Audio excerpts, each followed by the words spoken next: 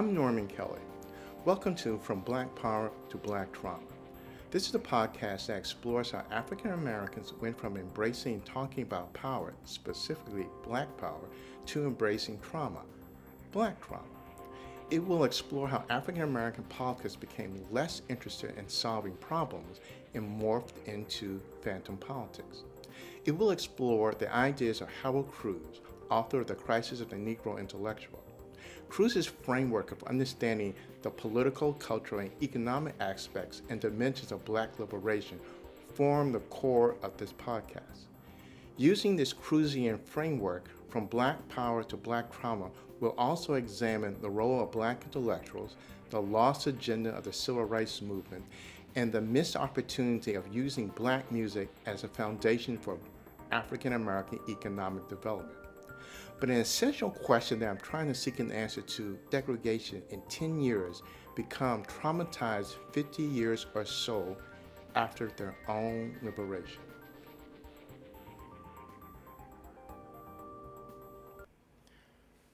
How did we get here? First, in order to answer how we arrived at this state of going from Black power to Black trauma, I should explain how I arrived at wanting to ask and answer this question. Years ago, I had written The Head Negro in Charge Syndrome, the dead end of Black politics. I had described in that book the post-civil rights phenomena of a new class of Black leaders who weren't interested in solving problems, but more interested in self-aggrandizement. That book was published in 2005. Years later, in the wake of George Floyd's death, someone suggested that I try to get The Head Negro republished. This person had a contact in publishing. To be honest, I really wasn't interested in writing another book. I already had 5 titles to my name and had joked about myself being an obscure writer on Twitter. My self-deprecating humor would be used against me down the road, but that's another story for another time. I submitted a proposal to a New York publisher. I didn't want to do an updated version of the original Head Negroes, which focused on Jesse Jackson, Al Sharpton, and Louis Farrakhan. I wanted to look at the new Head Negroes. Pop culture icons who were to varying degrees were the new crop of political influencers in African American politics. Instead, I was going to examine Kanye West, Beyonce, LeBron James, and the film Black Panther, arguing that African American politics had been reduced to the dictates of pop culture, entertainment, or cultural politics. Even though I had accepted the offer from the publisher, for 5 months I didn't hear from him. Despite sending him reminders, the publisher never sent me a contract. Now the publisher was also supposedly my editor. Once again, for 5 months, I never received a contract or an adequate response from the same person who was supposedly both my publisher and editor. I was told by another person that this was due to the pandemic slowdown. I felt that this was a BS argument, since the whole point of email, Zoom, and the telephone is that one could communicate during such a lockdown. I didn't matter, and certainly wasn't worth the trouble of communicating with. After all, why should he, the publisher, take the time to communicate with someone who he is supposedly trying to work with? So I wrote him that I was no longer interested, since he didn't have the time to send me a boilerplate contract after 5 months, nearly half a year of being non-responsive. In that time, however, I had continued writing the book, but had discovered another aspect of the proposed project that began to befuddle me. Trauma, especially Black trauma. Trauma, I noticed, had become one of the most ubiquitous and overused words in American society. Numerous books and scholarly have begun to use the term Black trauma or racial trauma. Blacks themselves have stopped talking about Black power, but have become traumatized nearly 50 years after liberating themselves from white supremacy. How did this come to pass? However, I rewrote the proposal and retitled it From Black Power to Black Trauma. I was beginning to learn from agents and publishers that in the current woke era, in which everything is deemed as white supremacy or white fragility or Black Lives Matter, that one can't write a book that is a critical assessment of Black agency in the post-civil rights era. Agents and publishers are not interested. They want books that are about downtrodden, traumatized Negroes. I won't detail what agents or publishers wrote to me, but I had the receipts. However, if one is paying attention to how issues of race, politics, gender, sexuality are being discussed or not discussed, and I do pay attention, one can tell that the public space to have such discussions has shrunk considerably. I came to the conclusion that From Black Power to Black Trauma was not going to be published. Months ago, I decided to use a military analogy that I was getting ahead of my supply line by writing a book that didn't have an agent or publisher. I've stopped writing the book per se and concentrated on getting an agent or contracting a publisher. However, after 2 years, I came to the aforementioned conclusion. This book was not going to be published. However, with enough written material, I concluded I had enough for a podcast. So, as an itinerant carpenter and rabbi once said, let those who have ears hear. A good place to start is Harlem, 1969, as it was captured in the 2021 documentary Summer of Soul.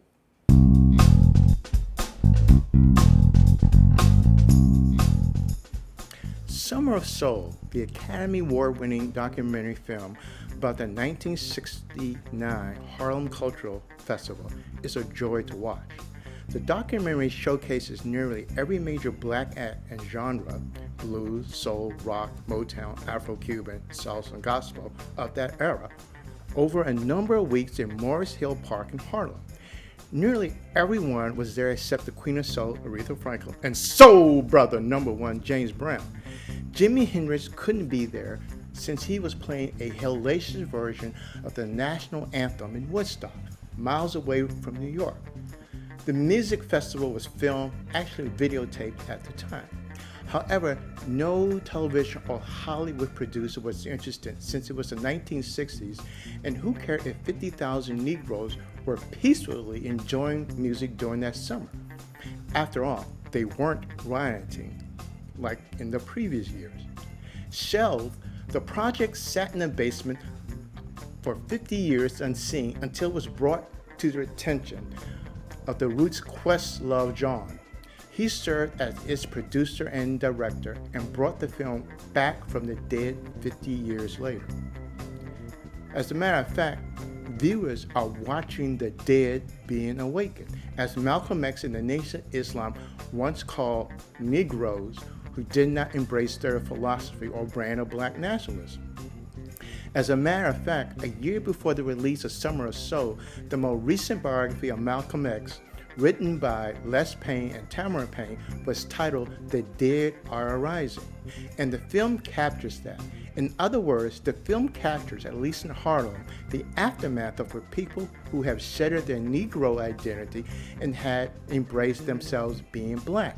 This transformation has been so successful that today, regardless of where they are from, their educational or economic background, according to Pew Research, significant majorities of Black Americans say being Black is extremely or very important as to how they think about themselves, with about 3/4 overall saying so.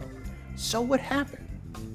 How did people who've embraced their Blackness and defeated 100 years of segregation in 10 years from 1955 to 1965 become traumatized half a century after their liberation?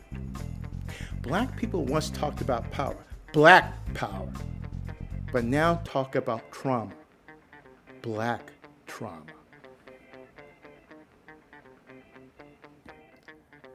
So what happened? Let me offer a schematic overview. The assassination of Malcolm X in 1965 and Martin Luther King in 1968 meant that African American political struggle had no titular leadership by the early 70s. Black politics had been politically decapitated. However, with the deaths of intellectuals such as E. Franklin Frazier in 1962 and W.E.B. Du Bois in 1963, blacks arguably had been intellectually decapitated too. Frazier was concerned about the problem and failures of black intellectuals. Du Bois, via his talented 10th model, was concerned about the development of black civil society and its communitarian values. Leaders such as A. Philip Randolph and Bayard Rustin was trying to move from protest to politics to address the next phase of black freedom struggle, economics. King's assassination, however, left no titular leadership to address economic issues. By 1971, leadership was the Congressional Black Caucus, the CBC. The National Black Political Convention, NBPC, led by Amiri Baraka and some members of the Congressional Black Caucus, called for unity without uniformity in Gary, Indiana in 1972. A black agenda was devised by black power militants but denounced by the civil rights establishment, notably the NAACP, and not presented to blacks as a whole. The National Black Political Convention, according to some, began the modern Black Convention movement, which was a continuation of previous black convention movements from the 19th century. It was also the beginning of phantom politics, which is the appearance of political movement, but results in no substantive actions, especially a material improvement in people's lives or visible access to decision making. By the mid-1970s, black power had been defeated, since black power militants never established any counter-organization or movement to challenge the rise of black elected officials, also known as BEOs, and certainly did nothing to organize the black working class that was being de-industrialized in urban settings. By the mid-70s, however, the Black Panther Party, the most prevalent channel of lower-class black political organizing, had been neutralized by the local police force, assisted by the FBI. The Congressional Black Caucus tried to address the economic issues of civil rights, but failed since it had refrained from direct action as a means to pressure the system. It instead prioritized insider game strategies and fealty to Democratic Party norms. The success of the civil rights movement exposed a dormant class cleavage. The black middle class was able to move up and out, while black lower classes were getting decimated by the changes in manufacturing, automation, and suburbanization specifically. African American class cleavages were not addressed due to the blackness tropes such as the black community or the black nation. The failure of the CBC to address economics in the Humphrey Hawkins bill meant that the 1970s were a wasted decade in which black politics became phantom politics. Leadership summits, caucus separatism, CBC weekends, but no new political ideas or means to organize the poor or educate black voters. By the 1980s, deindustrialization of the black working class, which accelerated in the mid-1960s, would produce mass incarceration, as well as hip-hop culture and music, which came out of the gutted urban centers that once provided entry-level jobs. However, the transformation of the black working class into the underclass would underpin the post-civil rights era of African American class cleavage. The black underclass, according to conservative cultural poverty pieces, is such because they don't have middle-class aspirational values. Not that they lost jobs that were once provided a modest living. Hip-hop became the noise that embarrassed the new black middle class, but also became the source of study for the black theocracy that obtained university jobs. Phantom politics became the norm of black politics during the post-civil rights era. More leadership summits or black agenda announcements, pseudo-political campaigns and marches by Jesse Jackson, Louis Farrakhan, and Al Sharpton. Cultural politics became the new terrain of resistance or activism, where analysis of pop culture or supposedly intervention by pop cultural figures supplanted policies and mobilization. Instead, surreptitious or privatistic practices of everyday resistance became the mode of carving out moments of dignity without directly challenging oppression. While a conservative establishment of foundations and think tanks were being established to challenge liberal ideas and policies, post-civil rights black intellectuals would migrate to white universities, but not establish any think tanks outside of academia. This era began to see the rise of two overlapping groups: black public intellectuals and a theoryocracy, which created theories about oppression but did not engage in actual mobilization or organizing. Black public intellectuals would no longer provide leadership via the talented 10th model. It became about careerism, or as E. Franklin Frazier himself noted, it became about Negro intellectuals who want to save their jobs and enjoy material comforts. From the late 1980s to the mid-1990s, the hip-hop generation in music rose from the destruction of the black working class. This generation was born in the era of deindustrialization of the black working class from 1965 to 1987. Mass incarceration of blacks from the 1980s to the 1990s occurs during the rise of an increasing number of black elected officials. Muted class cleavages among blacks is articulated by the black middle class disdain for hip-hop, which they thought they had left behind in the ghettos. From the late 1990s to the 2000s, black academics, the theoryocracy, and popular writers began borrowing the term trauma as a means to talk about the black body, or how the black body politic had been affected by slavery, segregation, microaggression, and social dysfunction, but offered no solution, organization, or plan of action. Blacks no longer spoke about power. The discourse is now about trauma. From the late 1990s to the 2000s, there have been numerous books by the theoryocracy and the black intelligentsia that now focus on black trauma.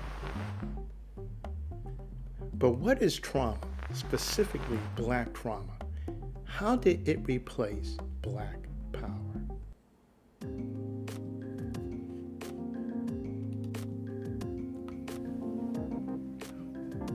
What is trauma? The basic definition of trauma is 1. Serious injury to the body, as from physical violence or an accident. For example, abdominal trauma. B.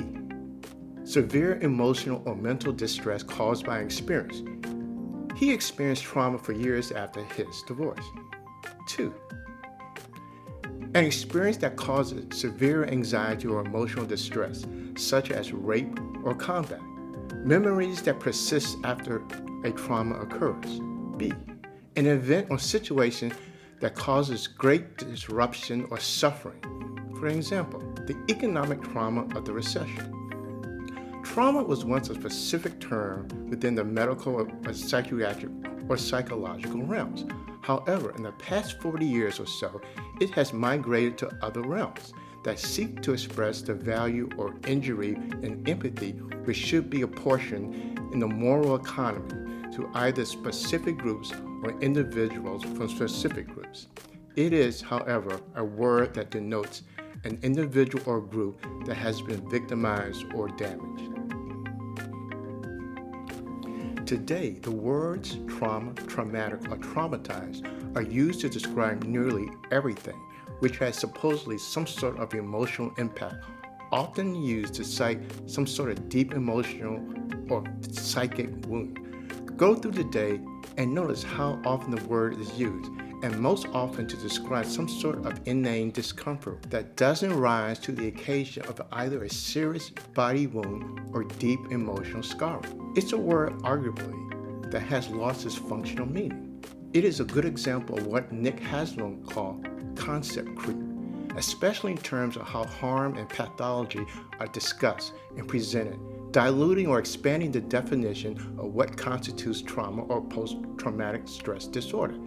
Haslam noted how the American Psychiatric Association Basic Manual, the Diagnostic and Statistical Manual for Mental Disorder, also known as DSM, shifted the definition of trauma from the post-World War II era to the present postmodern epoch. Today, it has been imported, if not hijacked, into the realm of racial discourse, with it being used to describe the deep emotional scarring of a class of people. Trauma has been in vogue since it has become a high academic concept. It was picked up as a key concept in academic, literary, philosophical, and cultural studies. What probably made it attractive is its origins derived from the Greek word wound. Its value as the root word for wound has grown exponentially in the last 20 years or so, where everything is traumatic nowadays in elite and popular culture.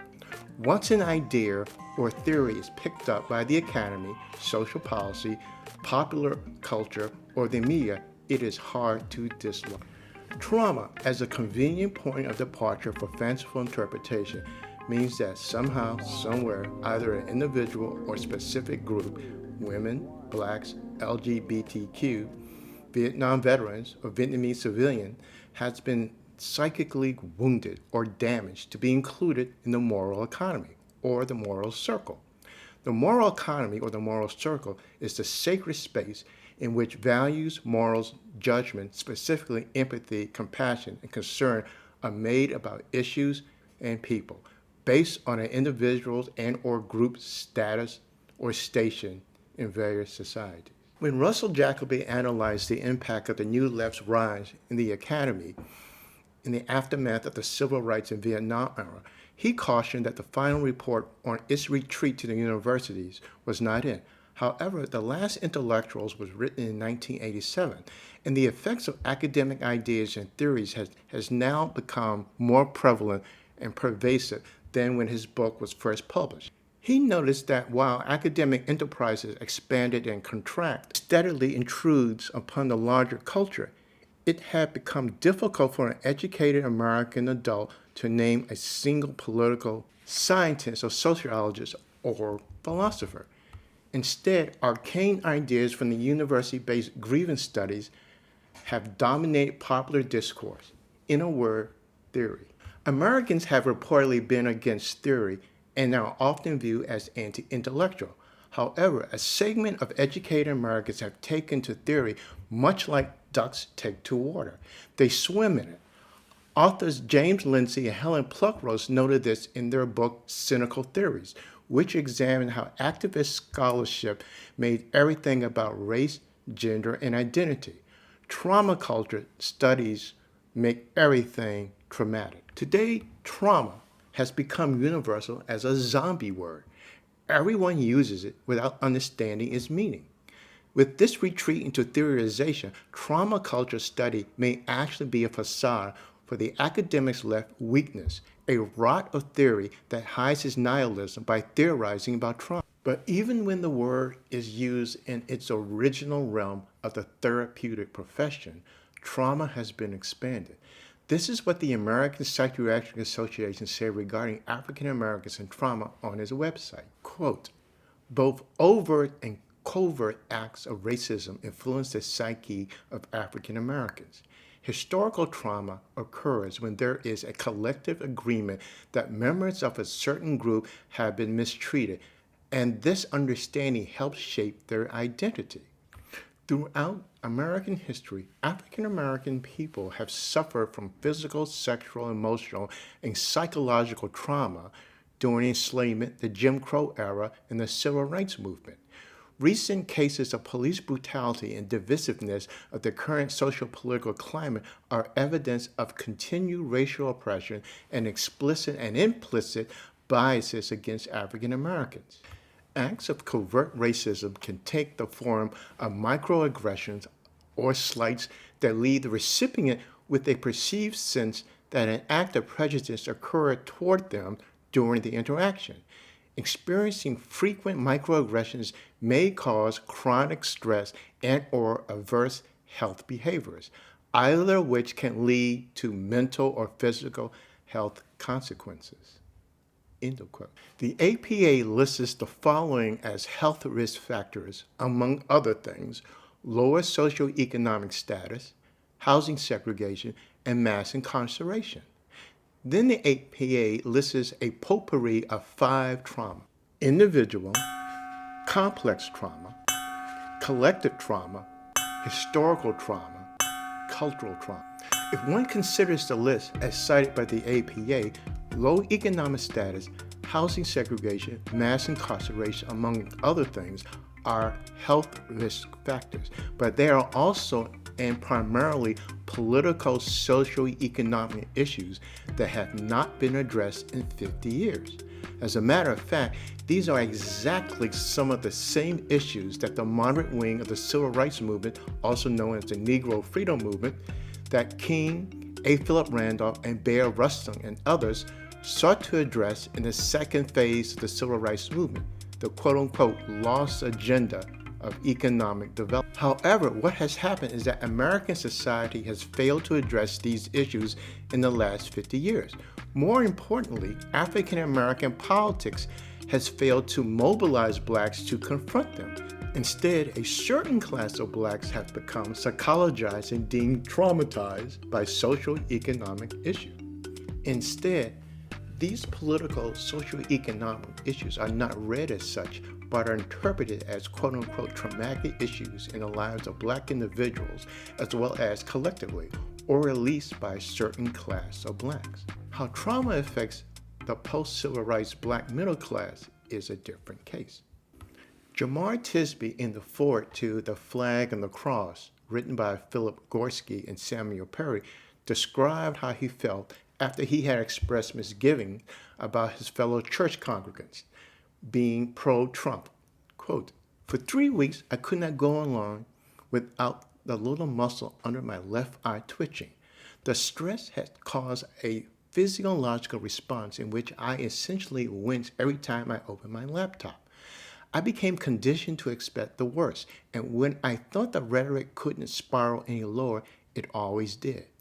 I later learned that what I experienced is a form of racial trauma, and several years later, I am still processing its effects through therapy, prayer, and reflection." End of quote. An example of what might be called microaggression is now seen as trauma. Tisby experienced minor discomfort compared to other blacks whose homes and churches were bombed in Birmingham in the 1960s. Black students facing hostile jeers by white students in Little Rock, or being assassinated as was Medgar Evers. Yet he had experienced racial trauma. One should not be surprised, however, since over 100 years ago, as pointed out by Darrell Michael Scott in Contempt and Pity, American social policy, via the therapeutic ethos, used the image of the damaged black psyche to explain black behavior from post-emancipation to the present era. The use of trauma is merely a return to form, the return of damaged imagery in regard to blacks. Conservatives often sought to define blacks as being damaged by use of biblical rationalization, curse of Ham, or biology. Liberals, too, use damaged imagery to play upon sympathies of whites, that racial bigotry or exclusion psychically injured blacks. Years ago, the Moynihan Report cited a tangle of pathologies. Now we have a tangle of traumas, as suggested by the American Psychiatric Association. If a group is traumatized, how motivated are they to end their traumatization? How do they heal their wounds? Trauma cultural studies, in conjunction with psychology's expansion of the word trauma, is not about empowering marginalized people. It's more about hyperventilating their lack of power and being dominated. It has become a tool of the academy's theoryocracy, which prefers to theorize about the oppressed as some form of academic porn, a sexy, lucrative subject for academic and publishing houses. For example, Routledge, an imprint of Taylor and Francis Group publishers, has the Routledge Companion to Literature and Trauma, which, according to the book's description, quote, "Literary trauma studies is a rapidly developing field which examines how literature deals with the personal and cultural aspects of trauma and engages with such historical and current phenomena as the Holocaust and other genocides, 9/11, climate catastrophe, or the still unsettled legacy of colonialism. The Routledge Companion to Literature and Trauma is a comprehensive guide to the history and theory of trauma studies, including key concepts, consideration of critical perspectives, and discussion of future development. It also explores different genres in media, such as poetry, life writing, graphic narrative, photography, and post-apocalyptic fiction. Analysis of how literature engages with particular traumatic situations and events, such as the Holocaust, the occupation of France, the Rwandan genocide, Hurricane Katrina, and transgenerational nuclear trauma. Want something with more international panache and scope? Routledge also has Trauma and Literature in the Age of Globalization. It says that while globalization is often associated with economic and social progress, it has also brought new forms of terrorism, permanent state of emergency, demographic displacement, climate change, and other quote-unquote natural disasters. Given these contemporary concerns, one might also view the current time as an age of traumatism. Yet, what or how does the traumatic events mean in the age of global catastrophe? This volume explores trauma theory in the age of globalization. I submit that the word trauma has very little functional meaning. In the past 2 decades or so, trauma, to borrow from Claude Levi-Strauss, has become a quote-unquote floating signifier, meaning everything and nothing at the same time, because it is used as nauseam to describe every sort of deep psychic wound or memory when it doesn't exist, or it follows the Humpty Dumpty law of lexicon. A word means whatever a person chooses it to mean. Trauma, as used in high academic theory, is merely another strain of what has been termed trauma cultural studies, with a subset called racial trauma or black trauma. However, there's another function of trauma. It provides a useful platform for branding and marketing. I'm writing a book on a critique of trauma culture, and one of the people I really go after is actually Oprah Winfrey. Catherine Liu, author of The Virtue Hoarders, The Case Against the Professional Managerial Class.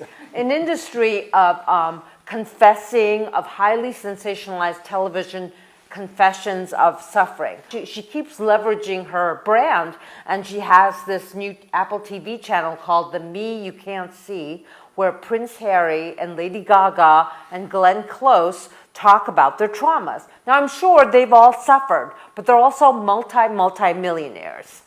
Nothing better shows how the ideas of literary theory and postmodernism have also become part and parcel of the contemporary study of African American society in the present civil rights era than the following titles. Titles that are a gift of the theoryocracy. Slavery, the African American psychic trauma. The pain didn't start here. Trauma and violence in the African American community. Post-traumatic slave syndrome. America's legacy of enduring injury and healing. Black pain. It just looks like we're not hurting.